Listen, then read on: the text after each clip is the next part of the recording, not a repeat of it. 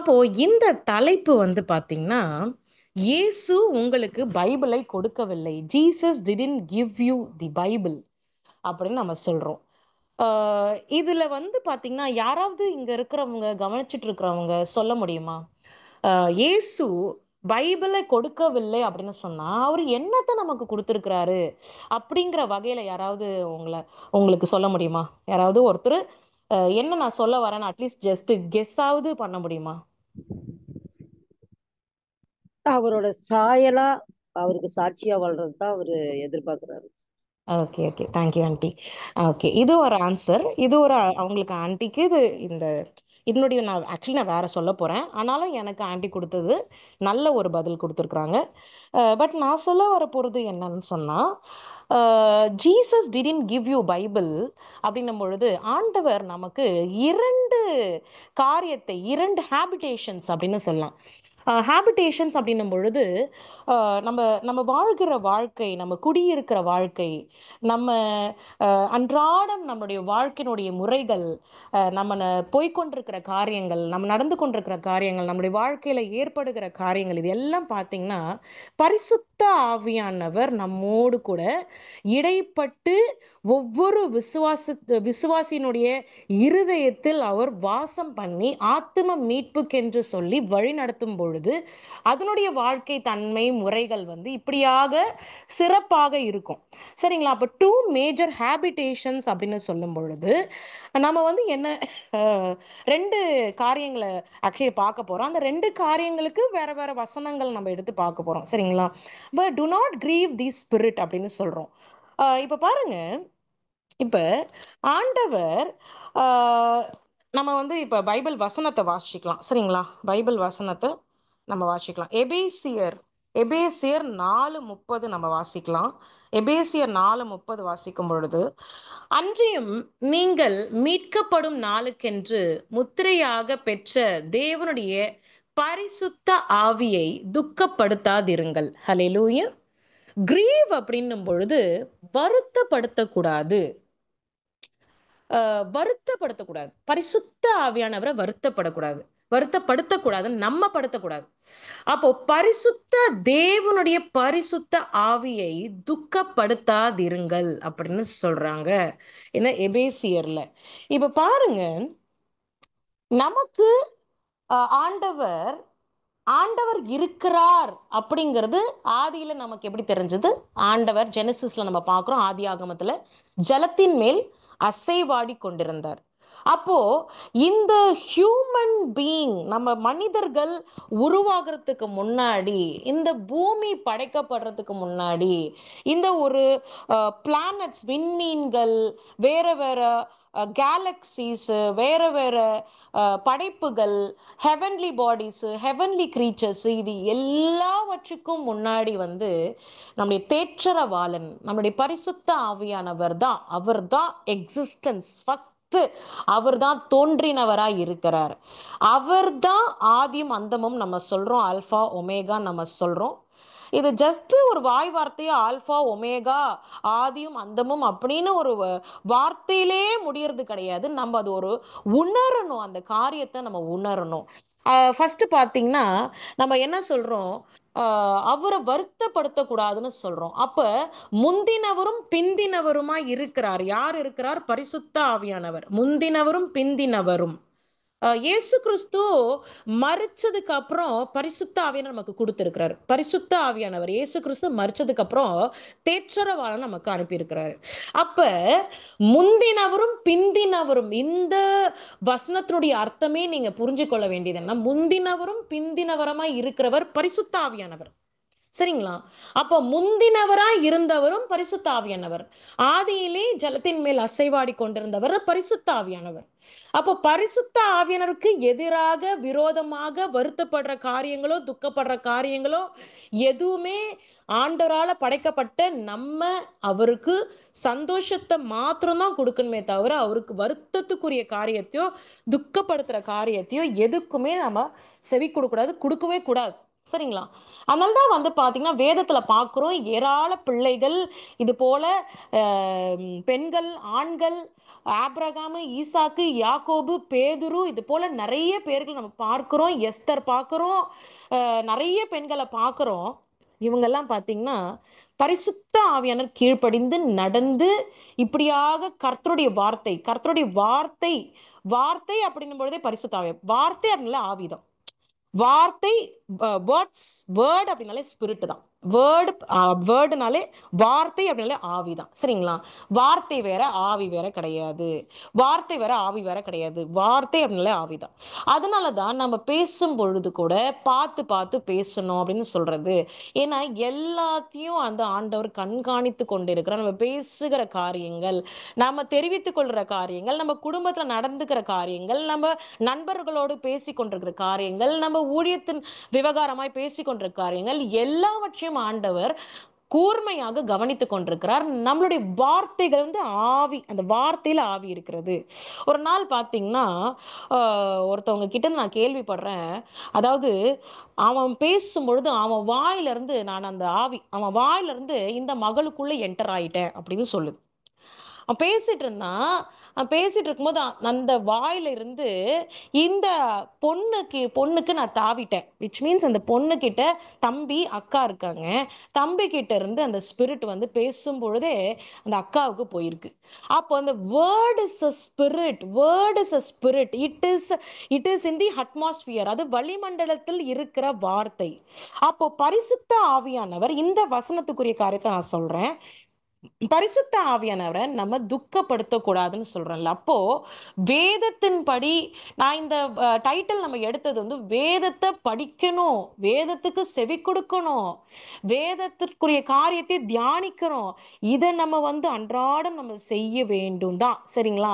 அதனால இயேசு பைபிளை கொடுக்கவில்லை அப்படிங்கிறதுனால நம்ம பைபிளே நாளிலிருந்து தொடக்கூடாதுப்பா, அது கிடையாது அர்த்தம். நான் சொல்ல வர பாயிண்ட்டை நல்லா புரிஞ்சுக்கணும். நீங்க தலகாணி பக்கத்துல வச்சுக்கிட்டு ஒரு கும்பிடு போட்டு படுக்கிறதுக்கு பைபிள் கிடையாது. ஓ, இது பைபிள பக்கத்துல வச்சா காத்து கருப்பு அண்டாது, அதுக்கு கிடையாது பைபிள். சரிங்களா? வார்த்தை, அந்த ஸ்கிரிப்சர்ஸ், அந்த காரியங்கள் எல்லாம் என்கிரேவ்ட் இன் அ புக், என்கிரேவ்ட் இன் அ புக். இந்த காரியத்தை நம்ம படித்து தியானம் பண்ணி நம்ம அதுக்குரிய ஞானத்தை பெற்றுக்கொள்ற பிள்ளைகளை அன்றாடம் நம்ம வாழணும், அதை நம்ம செய்யணும்.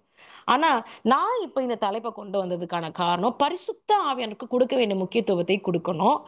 பைபிள் அப்படிங்கிறது ஆண்டவர் பிள்ளைகளை நடத்தினார். ஆபிரகாம் கிட்ட இருந்து கற்றுக்கொள்ள வேண்டிய ஒரு பாடம். அதே போல பேதுரு கிட்ட இருந்து கற்றுக்கொள்ள வேண்டிய காரியம், தாவீது கிட்ட இருந்து கற்றுக்கொள்ள வேண்டிய காரியங்கள், இப்படியாக நிறைய விஷயங்களை ஆண்டவர் கற்றுக் கொடுத்திருக்கிறார். யோவான் கிட்ட இருந்து கற்றுக்கொள்ள வேண்டிய காரியங்கள், இப்படியாக நிறைய காரியங்களை ஆண்டவர் நமக்கு வேதத்தின் வழியாக நமக்கு படிக்கிறோம், அதை புரிந்து கொள்றோம், அதனுடைய காரியத்தை வாழ்க்கையில நம்ம ஃபாலோ பண்றோம். ஆனா நம்ம பரிசுத்த ஆவியானவர் தான் இந்த வேதத்தின் வழியாக நடத்தினவர், இந்த வேதத்தினுடைய எக்ஸிகியூஷன், இந்த வேதத்தினுடைய ஆத்தர், இந்த வேதத்தினுடைய தலைவர் அப்படின்னு சொன்னா நம்ம பரிசுத்த ஆவியானவர் தான். சரிங்களா? அவர் கொடுத்த வார்த்தைகள், அவர் பேசின வார்த்தைகள், அவர் நடத்தின அதிசயங்கள், அவர் காட்டின காரியங்கள் தான் இப்பொழுது நம்ம வேதத்தில் நம்ம வாசித்து கொண்டிருக்கிறோம். அப்ப நம்ம பரிசுத்த ஆவியானவருக்கு கீழ்ப்படியும் பொழுது பரிசுத்த ஆவியானவர் ஒரு விஷயத்தை கற்றுக் கொடுக்கிறார். இந்த காரியத்தை நீ செய்து முடி, என் மகளே, என் மகனே, எனக்காக காத்திரு, எனக்காக இரு, எனக்காக ஜீவி, எனக்காக வாழு அப்படின்னு சொல்லி ஆண்டவர் நல்ல பாதையை காட்டி கொடுக்கிறாருன்னா அந்த பாதையின்படி நம்ம நடக்கிற பிள்ளைகளாய் நம்ம மாறிவிட வேண்டும். அதுக்கு எதிர்மாறாக ஆண்டவரை வருத்தப்படுத்தக்கூடாது, துக்கப்படுத்தக்கூடாது. சரிங்களா? ஆமா, இன்னொரு ஒண்ணு பாத்தீங்கன்னா, do not quench the holy ghost அப்படின்னு சொல்லி இருக்கிறது. டு நாட் quench, அணைத்து போடக்கூடாது. ஆவியை அணைத்து, மனதை அணைத்து போடக்கூடாது. ஆவியை அணைத்து போடக்கூடாது. இந்த அணைத்து போடக்கூடாதுங்கிற அர்த்தத்துக்கு நான் இன்னொரு விஷயத்தை நான் சொல்லி கொடுக்கிறேன். ஆவியானவரின் செயல்பாட்டை தடுத்து நிறுத்த வேண்டாம். அதுதான் quench. Do not quench the spirit. Do not quench Holy Ghost அப்படின்னு சொல்லி சொல்றோம். Spirit inside is for salvation and preservation. Salvation ரட்சிப்புக்காகவும், நம்மளுடைய ரட்சிப்பு ஆத்தும மீட்பை ப்ரிசர்வ் பண்றது, பாதுகாக்கிறதுக்காகவும் ஆண்டவர் பரிசுத்த ஆவியானவர் நம்மோடு செயல்பட்டு கொண்டிருக்கிறார், இடைப்பட்டு கொண்டிருக்கிறார். அப்போ ஆவியானவரை நம்ம தடுத்து நிறுத்தக்கூடாது, அவருடைய செயல்பாட்டை தடுத்து நிறுத்தக்கூடாது. ஃபார் எக்ஸாம்பிள், ஆண்டவர் இப்போ ஆபிரகாமுக்கு 100 வயசு ஆயிடுச்சு. கர்த்தர் எவ்வளோ வார்த்தைகளை கொடுத்திருப்பார்.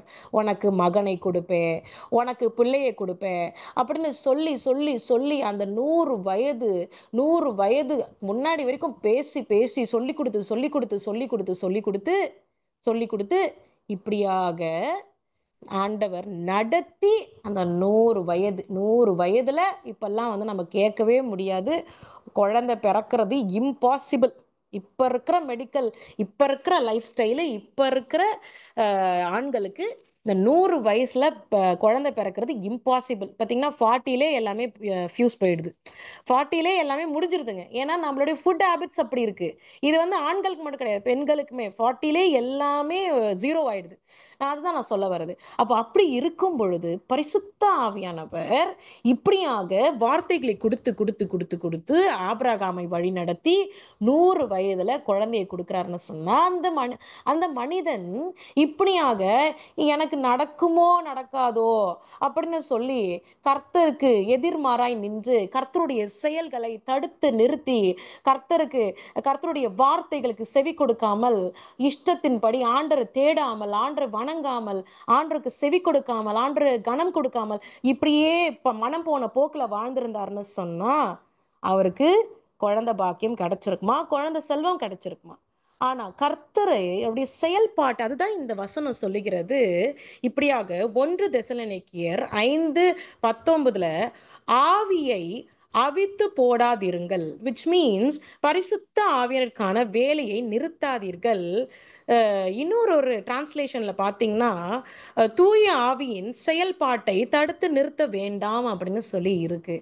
இப்போ இந்த ஒரு விஷயத்த நம்ம செய்யவே கூடாது, சரிங்களா? அப்போ there should be a protection, preservation, ceiling.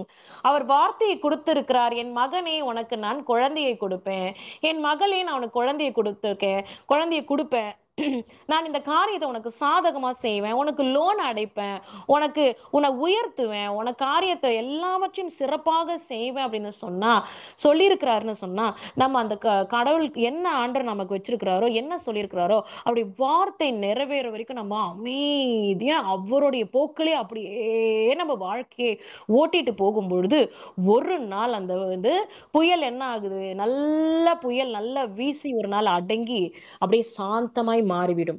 அது போலதான் ஆண்டவர் சமாதானத்தை தருகிற தேவன் நம் மத்தியில் இருக்கிறார். பரிசுத்த ஆவியானவருக்கு மறைவானது ஒன்றுமே கிடையாது.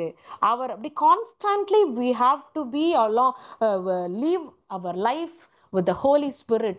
நம்மளுடைய லைஃப்னுடைய காரியங்கள் நம்ம எப்படி வாழணும், அப்படி லீட் பண்ணணும் நம்ம லைஃப்னா பரிசுத்த ஆவியானவரை வைத்து தான், சரிங்களா? அப்போ பாருங்க, ஆண்டவர் டிசைபிள்ஸை அவருடைய சீடர்களை இப்படியாக டிப்ளாய் பண்ணினார்னா ஊழியத்துக்கு என்று சொல்லி உருவாக்கியிருக்கா. இது மார்க்கில் நம்ம பார்க்குறோம், சரிங்களா? மார்க்கில் நம்ம பார்க்குறோம் இப்படியாக ஆண்டவர் உருவாக்கி பாருங்க. மார்க்கு 16ஆம் அதிகாரம் 15-18 நம்ம வாசிக்கும் பொழுது இதுல க்ரஷிங், ப்ரீ ஸ்கூலிங், இப்போ ஒரு இடத்துல டிப்ளாய்னா என்னது, இங்கிலீஷில் டிப்ளாய்னு சொல்கிறோம். இப்போ டிப்ளாய்னா ஊழியத்துக்குன்னு போடப்படுகிற காரியம், ஊழியத்தை நீங்கள் செய்யுங்கன்னு சொல்லி உருவாக்கி உங்களை அசைன் பண்ணி அந்த காரியத்துக்கு போங்க, இந்த பிசாசை விரட்டுங்க, இந்த காரியத்தை என் நாமத்தினால சொல்லி இந்த காரியத்தை செய்யுங்க, அந்நிய பாஷையை பேசுங்க அப்படின்னு சொல்லி ஆண்டவர் கொடுத்து இப்படிப்பட்டதான ட்ரைனிங் கொடுத்து தான் அவருடைய டிசைபிள்ஸை அந்த மார்க்கில் நம்ம வாசிக்கிறோம். இப்படியாக மார்க் 16 வாசிக்கிறோம். விசுவாசிக்கிறவர்கள் அடையாளங்களோடு இருப்பார்கள், அவர்கள் என் நாமத்தினால் சாத்தான்களை போக்கி புதிய பாஷைகளை பேசுவார்கள். கையினால் வியாதி உள்ளவர்களை போதித்து அவர்கள் சொஸ்தமாவார்கள். அநேக அடையாளங்களோடு ரட்சிக்கப்பட்டவர்கள் சகல சிருஷ்டியையும் என் நாமத்தினால் சாத்தான்களை போக்கி புதிய பாஷைகளை பேசுவார்கள். ஹல்லேலூயா. இப்படியாக ஆண்டுடைய நாமத்தை உருவாக்கி உருவாக்கி உருவாக்கி உருவாக்கி ட்ரைனிங் கொடுத்து ட்ரைனிங் கொடுத்து ட்ரைனிங் கொடுத்து எப்பவுமே தேவன் ஒரு மனிதனை பயன்படுத்த வேண்டும், ஒரு மனிதனை உருவாக்க வேண்டும்னா வனாந்திரத்தின் வழியாக தான். நல்ல மெத்து மெத்து மெத்து மெத்துன்னு சோஃபால படுத்துக்கிட்டு நல்ல ராஜா வாழ்க்கை ராணி வாழ்க்கையை வாழ்ந்துட்டு இருக்கவங்களுக்குலாம் அப்படியே உலகத்துக்குரிய அந்த ஆசைகள்ல அப்படியே இருப்பாங்க, மயக்கத்துல இருப்பாங்க.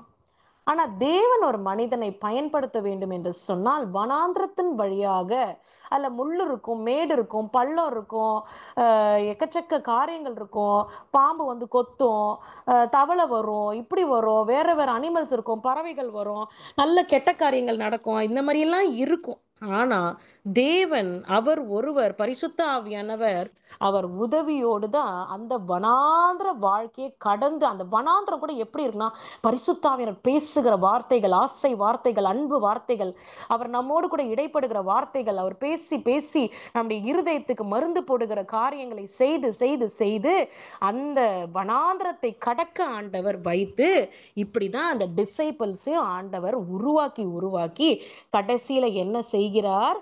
இப்படியாக என் நாமத்தை உச்சரித்து பிசாசுகளை துரத்துங்கள். விசுவாசிக்கிறவர்களுக்கு தான் இந்த அடையாளங்கள் எல்லாம் இருக்கும். அப்போ விசுவாசம் அடிப்படையாக இருக்கிறது என்று சொல்லி ஆண்டவருக்குள்ள இருக்கிற பரிசுத்த ஆவியானவர், இயேசு கிறிஸ்துவுக்குள்ள இருக்கிற பரிசுத்த ஆவியானவர் தான் இப்படிப்பட்டதான ஒழுங்குமுறைகளை கற்றுக் கொடுத்து இந்த சீடர்களுக்கு சொல்லி கொடுத்து அனுப்புகிறார். சரிங்களா? இதெல்லாம் சாதாரணமா வந்து பாருங்க, இயேசு அப்படிங்கிற பெயருக்கு வல்லமை எப்ப கிடைக்கிறதுனா பரிசுத்த ஆவியானவருடைய அந்த வல்லமை, பரிசுத்த கிறிஸ்துவின் அபிஷேகம். வெறும் இயேசு அப்படிங்கிறது உங்களுக்கு அதுல வந்து ஒண்ணுமே உங்களுக்கு இது பார்க்க முடியாது. ஆனா இயேசு கிறிஸ்து, இயேசு கிறிஸ்து, இயேசுங்கிற வார்த்தைக்கு எப்போ ஒரு மகிமையும் எப்போ ஒரு வல்லமை கிடைக்குதுன்னா கிறிஸ்துவின் அபிஷேகத்தினாலதான். அதனாலதான் இயேசு கிறிஸ்து, அதாவது I can do all things through Christ அப்படின்னு சொல்லி வசனத்தை வாசிக்கிறோம். அதாவது என்னால ஏதையும் சரி கிறிஸ்துவின் மூலியமா, கிறிஸ்துவின் உதவினால, கிறிஸ்துவின் வெறும் இயேசுவின் நமக்கு அப்படின்னு சொல்லி வசனம் இல்லை, கிறிஸ்துவின். அப்போ கிறிஸ்துவின் அபிஷேகம், கிறிஸ்துவின் வல்லமை இப்படியாக இயேசு கிறிஸ்துவின் இடத்தில் செயல்பட்டதுனாலதான் அவராலையுமே சாத்தானை விரட்ட முடிஞ்சது, நிறைய அதிசயங்களையும் அற்புதங்களையும் செய்ய முடிந்தது. அப்போ முந்தினவரும் பிந்தினவருமாய் இருக்கிறவர் பரிசுத்த ஆவியானவர். சரிங்களா? இப்போ இன்னொரு வசனத்தை நம்ம வாசிக்கலாம். இதுல நான் வந்து பாத்தீங்கன்னா ஒரு விஷயத்த நான் நடுவுல சொல்லிடுறேன், அப்பதான் உங்களுக்கு ஏன் இந்த டைட்டிலை செலக்ட் பண்ணாங்க சிஸ்டர் அப்படின்னு உங்களுக்கு புரியும். Jesus did not give you பைபிள்னு சொன்னேன். சரி, Jesus did not give you Bible. அப்ப ஆண்டவர் என்னத்தை கொடுத்திருக்கிறாரு? ஆண்டவர் நமக்கு பரிசுத்த ஆவியானவரை கொடுத்திருக்கிறாரு. அதனால நான் இவ்வளோ நேரம் பரிசுத்த ஆவியானவரை குறித்து நான் பேசிக்கொண்டு இருக்கிறேன். ஆண்டவர் நமக்கு பரிசுத்த ஆவியானவரை கொடுத்திருக்கிறாரு. அவர் மறைச்சு பரிசுத்த ஆவியானவர் யாருன்னு நமக்கு புரிய வச்சிருக்கிறாரு. ஆதியிலுமே ஆண்டவர் பரிசுத்த ஆவியானவர் நம்மோடு கூட இருக்கிறாரு. அப்புறம் புறாவை போல இறங்கி ஆண்டவர் ஞானஸ்நானம் எடுக்கும்போது பரிசுத்த ஆவியானவர் புரிய வச்சிருக்கிறாரு. அதுக்கப்புறம் மரித்து 3ஆம் நாள் எழும்பினது பரிசுத்த ஆவியானவர் நமக்கு புரிய வச்சிருக்கிறாரு. இப்போ வரைக்குமே பரிசுத்த ஆவியானவர் நமக்கு ஆறுதலின் தகப்பனாய் இருந்து நம்மளை வழி நடத்தி கொண்டு வருகிறார். இப்போ நம்மலாம் பார்த்தீங்கன்னா வேற வேற ஊர்ல இருந்து இந்த ஆன்லைன்ல கனெக்ட் ஆயிருக்கோம். யாரு இது இது யார் இதெல்லாம் ஹோஸ்ட் பண்றது? பரிசுத்த ஆவியானவர் இல்லாம நம்மளால இப்படிலாம் உட்காந்து பேசவே முடியாது. என்னால பேச முடியாது சத்தியமா. பார்த்தீங்கன்னா எனக்கு நல்ல காஃப் இருக்கு. காலையில இந்த பனியெல்லாம் பார்த்தீங்கன்னா கொஞ்சம் நல்ல அதுவும் இப்போ புழுக்கம் ஸ்டார்ட் ஆயிடுச்சு, வெயில் நல்ல ஒரு வேர்க்குது, தொண்டை கரகரப்பு ஆகுது, என்னாலலாம் பேசவே முடியாது. பரிசுத்த ஆவியானவர் இல்லாமல் என்னால் பேசவே முடியாது. சரிங்களா? என்னால் வாழவும் முடியாது, மூச்சு காத்து விழ முடியாது. அப்போ ஒரு மனிதன் பிறந்திருக்கிறான், ஒரு மனிதன் ஜலத்தினாலும் ஆவியிலும் பிறந்திருக்கிறான் அப்படின்னு சொன்னா ஒரு செகண்ட் கூட அவனுடைய ஆவி, அவனுக்குள்ள இருக்கிற ஆவி வாழவே முடியாது. பரிசுத்த ஆவியானவர் இல்லாம வாழவே முடியாது. அப்போ பரிசுத்த ஆவியனுக்கு விரோதமா எதுவும் இருக்க முடியாது, பரிசுத்த ஆவியனுக்கு தெரியாத எதுவுமே இருக்க முடியாது. ஏன்னா அவர்தான் ஆதி, ஆதியும் அந்தமும் அவர்தான். சரிங்களா? சரி, லூக்கா ஒரு நிமிஷம். லூக்கா 24 அதில் இருக்கிற 49 வாசிக்கலாம். என் பிதா வாக்குதத்தம் பண்ணினதை இதோ நான் உங்களுக்கு அனுப்புகிறேன். நீங்களோ உங்களிடத்திலிருந்து வரும் உன்னதத்திலிருந்து வரும் பலனால் தரிப்பிக்கப்படும் வரைக்கும் எருசலேம் நகரத்துக்குள் இருங்கள் என்றார். எருசலேம் ஆண்டவர் என்ன சொல்றாரு? நீங்க எருசலேம் நகரத்துல இருங்கன்னு சொல்றாரு. அதுக்கு ஒரு காரணம் இருக்கு. எருசலேம் நகரத்துல இருங்கன்னா இருங்க, நான் போகிற இடத்துக்கு போங்க, நான் அதிசயம் செய்ய சொல்ற இடத்துல செய்யுங்க, நான் இருக்கிற இடத்துல இருங்க அப்படின்னு சொல்லி பரிசுத்த ஆவியானவர் அவர் டீச் பண்ணுகிற காரியங்கள். அப்போ வாக்குதத்தத்தை பண்ணுகிற தேவன் அவர் உண்மையுள்ளவர், அவர் காரியங்களை வாய்க்க பண்ணுவார். நம்ம முந்திக்க கூடாது. சரிங்களா? நீங்க யுத்தம் பண்ணிட்டீங்கன்னா ஆண்டர் எப்படி யுத்தம் பண்ண முடியும்? நீங்க அமைதலா இருக்கும்பொழுது தான் ஆண்டர் யுத்தம் பண்ண முடியும். அந்த விசிபிலிட்டி நமக்கு கிடைக்கும். அப்போ நீங்க யுத்தம் பண்றீங்க, you will become a witch. நீங்க ஒரு விட்சா மாறிடுவீங்க. அல்லேலூயா. இப்ப எனக்கு இப்படிலாம் நடக்குது அப்படின்னு சொல்லி அவங்களெல்லாம் திட்டி தூஷணம் பண்ணி இப்படிலாம் செய்து நீங்களே ஆண்டர் செய்ய வேண்டிய வேலையை நீங்க செய்ய ஆரம்பிங்க. நீங்க ஒரு வித்கிராஃப்ட் செய்யற ஒரு பிள்ளைகளுக்கு சமம் ஆயிடுவீங்க. நீங்க ஒரு விட்சா மாறிடுவீங்க. சரிங்க, நீங்க ஒரு சூனியக்காரி லெவலுக்கு உங்களுக்கு போயிடும். அந்த மாதிரிலாம் செய்யவே கூடாதுங்க. கர்த்தர், அதாவது யுத்தத்தை செய்கிறவர் கர்த்தர். யுத்தத்தை இப்போ எருசலேம் நகரத்துல இருங்க, நீங்க போகாதீங்கன்னா அவங்க அங்க இருக்கணும். நீங்க கையை போடுங்கன்னா நீங்க போகணும். நீங்க இங்கதான் மலைக்கு மேல நின்று ஜெபம் பண்ணுங்கன்னா மலைக்கு மேலதான் நின்று ஜெபம் பண்ணணும். அப்போ சீஷர்களுக்கு ஆண்டவர் இப்படியாக உருவாக்கி, இப்ப நம்ம வேதத்துல கூட வாசிக்கிறோம். 120 120 மக்கள், அதாவது அவர் செய்த ஊழியம் பாத்தீங்கன்னா 3 இயர்ஸ் அவர் செஞ்சிருக்காரு. 3 இயர்ஸ் அவர், இது அடுத்த வசனத்துல நம்ம வாசிக்கிறோம், அது வாசிக்கலாம், நான் சொல்லி கொடுக்குறேன். 3 இயர்ஸ், அந்த 3 இயர்ஸ்ல மெனி பீப்புள் அவர் மீட் பண்ணியிருப்பாரு. அதில் 120 பீப்புள் சக்சீடட். 120 ஆட்கள் சக்சஸ்ஃபுல்லா அவர் உருவாக்கி இப்படியாக பிடமிட்டு உருவாக்கி க்ரஷ் பண்ணி ப்ரீ ஸ்கூலிங் பண்ணி ட்ரைனிங் பண்ணி இப்படியாக அதுல 120 பிளஸ் ஒரு 12 டிசைபிள்ஸ் அவங்களும் சேர்றாங்க. அவங்களும் சேர்ந்து அழைக்கப்பட்ட, அது அந்த வசனமும் வருது, அழைக்கப்பட்டவர்கள் அநேகர், ஆனால் தெரிந்து கொள்ளப்பட்டவர் ஒரு சிலர். who will be in the upper room நிறைய ட்ரிபுலேஷன்ஸ் வரும், நிறைய இருக்கும். கன்சிஸ்டண்டா யார் இருக்கிறது, கன்சிஸ்டண்டா யார் நிலை நிறுத்தி கொண்டு இருக்கிறது, நிறைய பிரச்சனை வரும். அந்த 120 பேர்கள் இருக்கிறார்கள்னா ஏராள மக்கள் ஆண்டவர் மீட் பண்ணியிருப்பார். ஆனால் 120 பேர் ஆண்டவர் இப்படியாக அவர் சொல்லி கொடுத்து உருவாக்கி, இவ்வளோ பிரச்சனைகள் இருக்கும், எனக்காக உழைக்கணும்னா, எனக்காக நிக்கணும்னா நீ நிப்பியா? நான் நிப்பேன். அப்போ அவங்க தான் வெற்றி பெற முடியும். அவங்க தான் உண்மையான டிசைபிளா இருக்க முடியும். ஹல்லேலூயா. கர்த்தருக்கு கொடாக்கொடி நன்றி. அப்போ மத்தேயு அதுல பார்க்கலாம், மத்தேயு 22:14 பார்க்கலாம். ஏனெனில் அநேகர் அநேகர் அழைக்கப்பட்டிருந்தாலும் தெரிந்து கொள்ளப்பட்டவர்கள் சிலரே அப்படின்னு சொல்லிட்டு இருக்கு. அப்ப அந்த சிலரே அப்படின்னு எல்லாரையும் ஆண்டவர், என்னுடைய இப்போ நம்ம பிறந்த மனிதர்களுக்கு சுவிசேஷத்தை ஒவ்வொரு குடிமகனும் அறிவிக்க வேண்டும். ஃபர்ஸ்ட் மிஷன், அந்த அவனுடைய மனுஷனுடைய வாழ்க்கையில first mission and his vision should spread the gospel among the Gentiles. Among the Gentiles அப்படிங்கிறது புறஜாதியார்கள், ஆண்டவரை அறியாத பிள்ளைகளுக்கு நம்ம சுவிசேஷத்தை அறிவிக்க வேண்டும். இப்போ இந்த சுவிசேஷத்தை அறிவிக்க வேண்டும் என்று சொன்னால் அவங்க நிலை நிறுத்து, அவங்க பரிசுத்த ஆவியானோட நிலை நின்று அவங்க இருக்கும் பொழுதுதான் அந்த சுவிசேஷம் அறிவிக்கப்படுறது ஒரு பிரச்சனை இல்லாம போய் கொண்டிருக்கும். அந்த சுவிசேஷத்தை அறிவிக்கும் பொழுது கல்லடி பட வேண்டியது இருக்கும், காரி துப்புவாங்க, தள்ளி விடுவாங்க, கிண்டல் கேலி செய்வாங்க, பிரச்சனை பண்ணுவாங்க, நிறைய ப்ராப்ளம்ஸ் வரும். திடீர்னு உங்களுக்கு கூட நண்பர்களா இருக்கிறவங்க திடீர்னு எதிராளியா மாறி நீங்க அப்படிலாம் அவங்களுக்கு ஜெபம் பண்ணியிருப்பீங்க, அப்படிலாம் அவங்க கிட்ட உறவாடி இருப்பீங்க, சந்தோஷமா இருப்பீங்க. ஊழியம்னு வரும்பொழுது, கர்த்தருக்கு உழைக்கன்னு வரும்போது ஏராள காரியங்கள், ஏராள பிரச்சனைகள் வந்து கொண்டு இருக்கும். ஆனாலும் ஆண்டவர் என்ன கற்றுக் கொடுக்கிறார்? இப்படிலாம் இருக்கும்பா, என்னுடைய காரியத்தை எடுத்து செய்யும் பொழுது சாத்தான் இப்படியெல்லாம் கொண்டு வருவான். ஆனா இதுல யார் who will be in the upper room? யார் நிலை நிற்க போறீங்க, யார் இருக்க போறீங்க? அப்போ 120 பிளஸ் 12 சீடர்கள் அப்படின்னும் பொழுது 132 பேர்கள் they are going to be in the upper room. அவர்கள் தான் நிலை நிறுத்தப்பட போற பிள்ளைகளாய் கருதப்படுகிறார்கள்.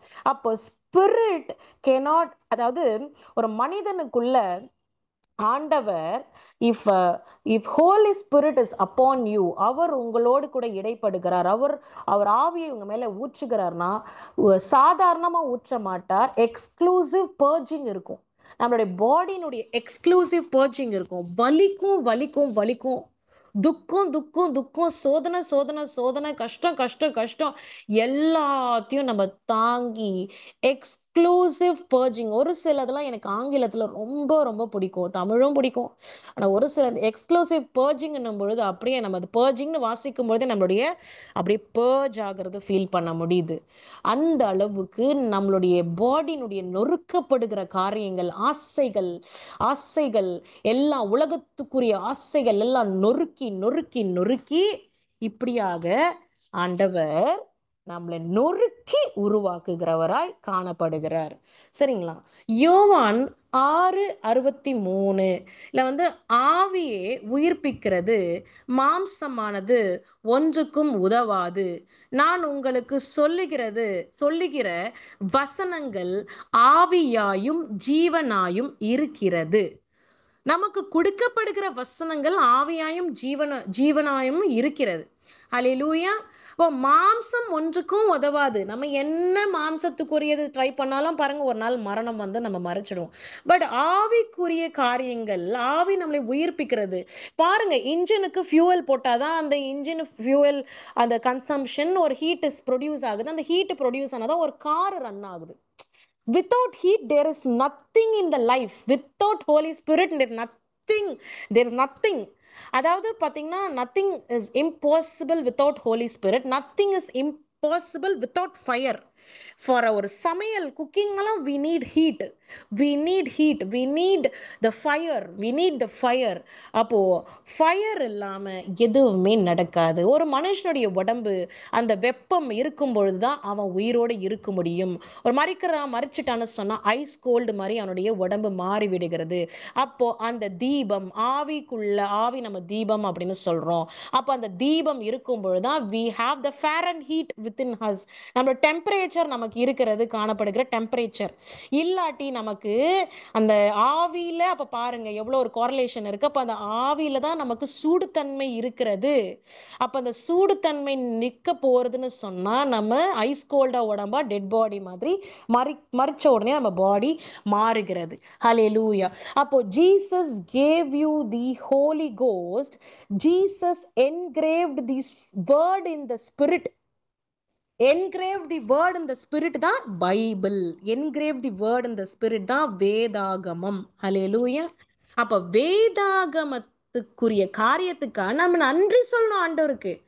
ஐயோ, நான் ரொம்ப கடமைப்பட்டிருக்கிறேன், ஆண்டவருக்கு நன்றி செலுத்துகிறேன், நன்றி உள்ள பிள்ளையா இருப்பேன்.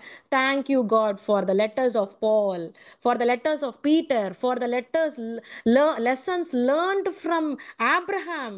நான் ஆப்ரஹாம் கிட்ட இருந்து இந்த பாடத்தை கற்றுக்கொண்டேனா, பால் கிட்ட இருந்து இந்த பாடத்தை கற்றுக்கொண்டேனா, பேதுரு கிட்ட இருந்து இந்த பாடத்தை நான் கற்றுக்கொண்டேன் அப்படின்னு சொல்லி கொடுத்த வார்த்தைகளுக்காக, இந்த வேதாகமத்துக்காக, இந்த வார்த்தைகள் என்கிரேவ்ட் இன் தி புக்கு, இதுக்காக நான் நன்றிகளை ஏறெடுக்கிற பரிசுத்த ஆவியானவர்னே சொல்லணும்.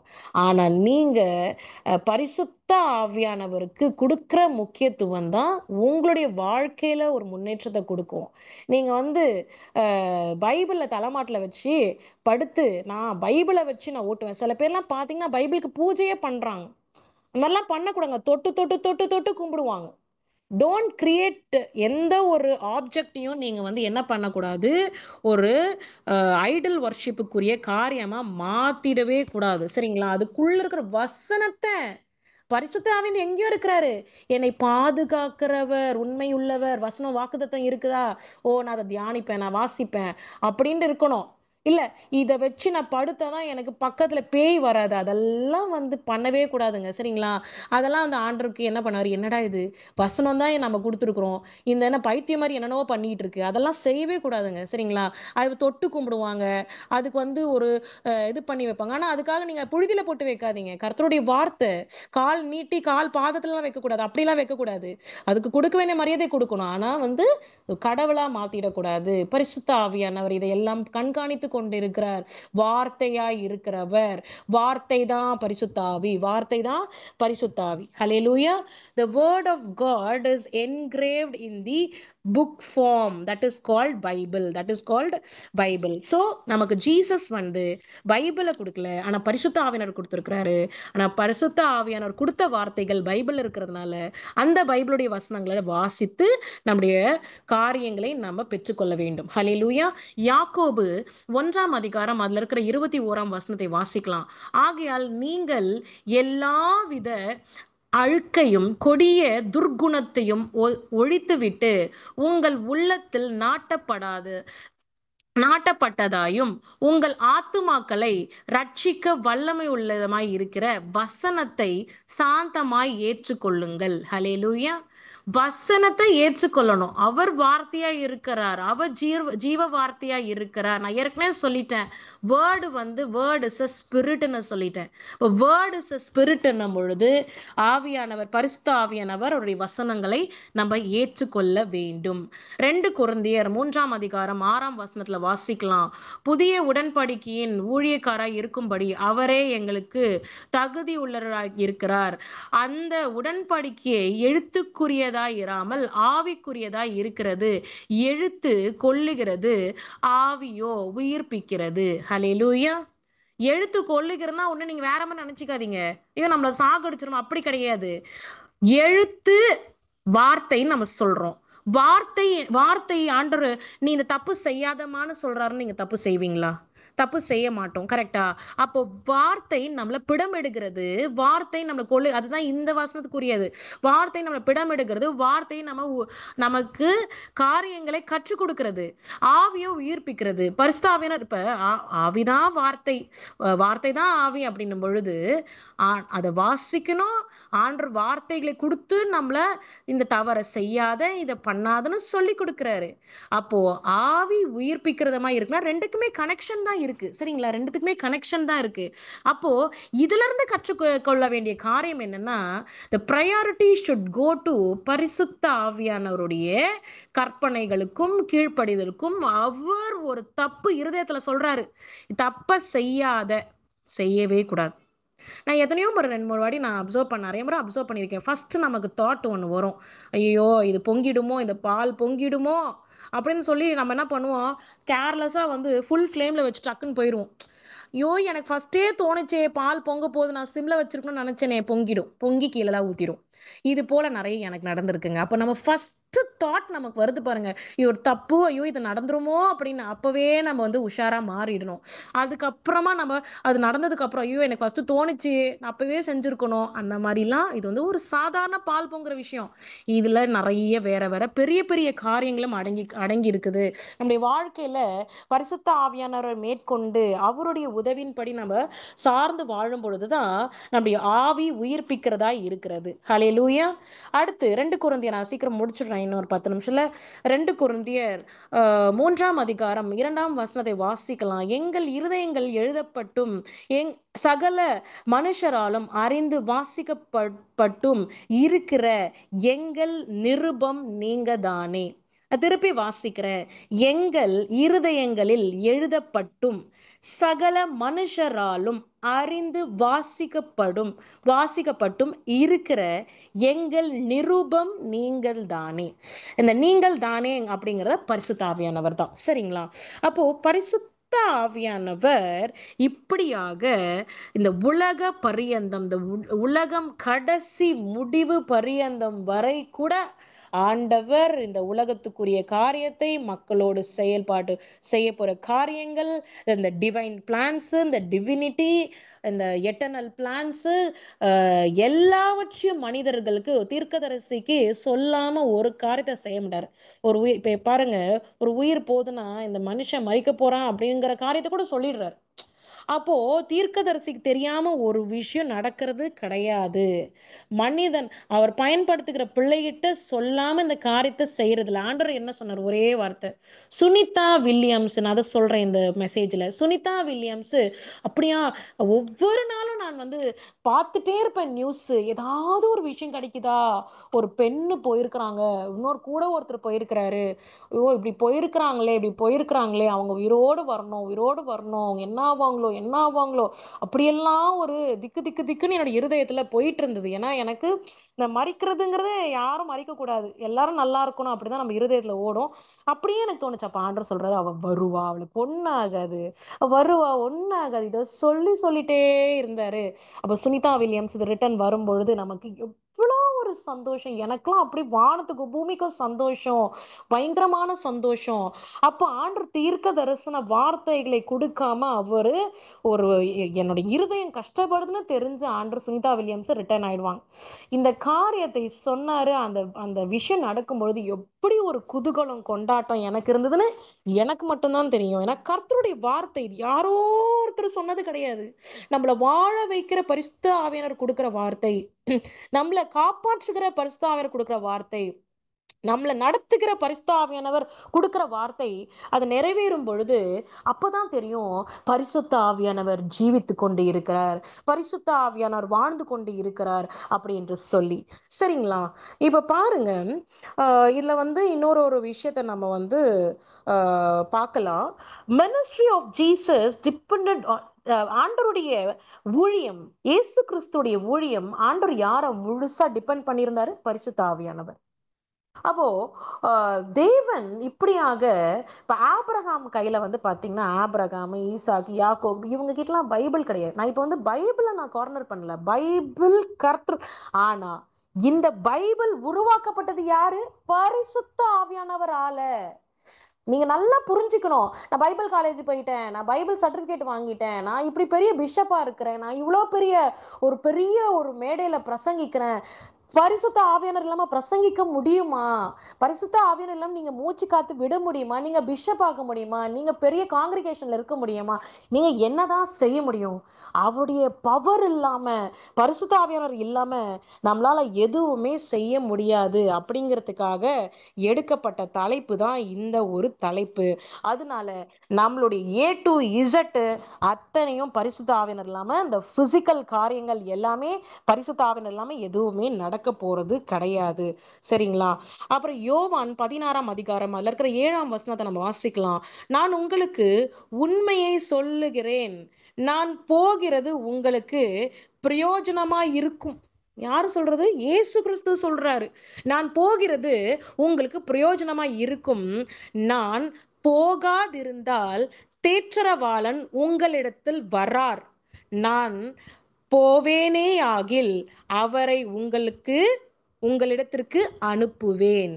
எவ்வளோ ஒரு சாந்தமான, அழகான, அமைதலான, சரியான ஒரு ஒரு உயிர்ப்பிக்கிற வசனம். இந்த வசனத்துக்குரிய அழகு, நான் இத சாமன் இப்ப முன்னாடி எத்தனையோ வசனத்தை வாசிச்சோம். ஆனா இந்த வசனம் என்ன ரொம்ப மெய்மறக்க வைத்த ஒரு வசனம்னா இந்த ஒரு வசனம்.